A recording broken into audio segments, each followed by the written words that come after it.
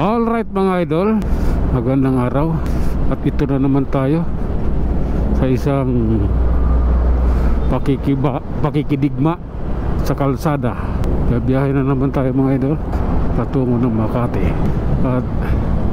At tayo magmamasid at magmamatsyag sa daan. Okay, ito yung daan natin dito na isang matraffic na lugar sa mga oras na ito. Nagka-traffic na dito mga idol mo. Monumento. The traffic is ongoing. Hop ya. Circle tayo mga idol. Hop. I'm not good. Hop ya. Pasok po doon. Hop.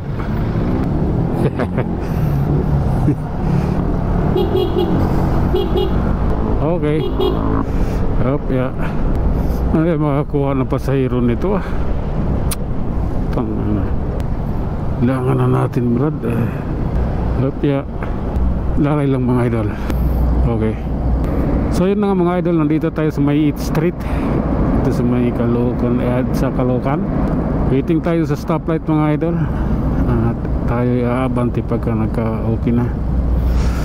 Ito, kunting hintay lang. At may raraos din natin to. Ayan.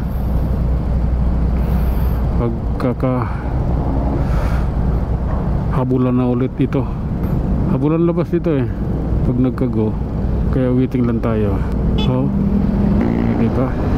Sabi ko habulan eh. 50 lang yung takbo ko mga idol. Tama na yan. Nauna sila, mabilis sila eh. Ganoon lang yun sa akin. Hindi na kailangan maabol pa sa kanila. So, kaya